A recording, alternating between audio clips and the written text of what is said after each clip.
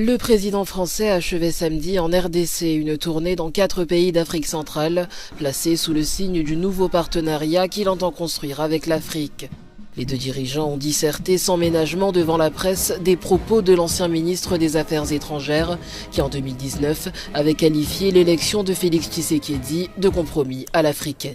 Si Emmanuel Macron a attribué l'erreur diplomatique de Jean-Yves Le Drian à la presse française, Tshisekedi a lui exprimé son désaccord.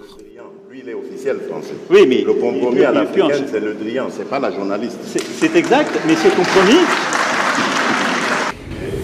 Parce que j'estime le processus de Nairobi, ensuite il y a eu... Je reste dubitatif quant à la bonne foi de ceux qui nous ont agressés.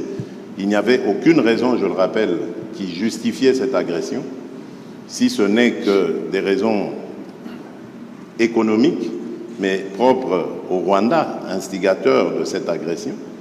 Maintenant, la question est de savoir est-ce que le Rwanda peut se passer de ce pillage systématique de la République démocratique du Congo qui date maintenant d'une vingtaine d'années.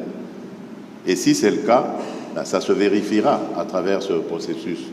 Et si ce n'est pas le cas, c'est là que je vérifierai les propos et les engagements du président Macron par rapport aux sanctions à prendre contre le Rwanda. Alors que la RDC accuse le Rwanda de soutenir la rébellion du M23, Emmanuel Macron a pointé du doigt les lacunes des autorités Depuis congolaises. 1994, et ce n'est pas la faute de la France, pardon de le dire dans des termes aussi crus, vous n'avez pas été capable de restaurer la souveraineté, ni militaire, ni sécuritaire, ni administrative de votre pays. C'est aussi une réalité. Il ne faut pas chercher des coupables à l'extérieur de cette affaire.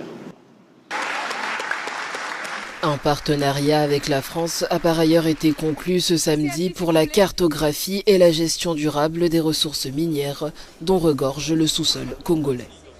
L'un et de l'autre, qu'est-ce que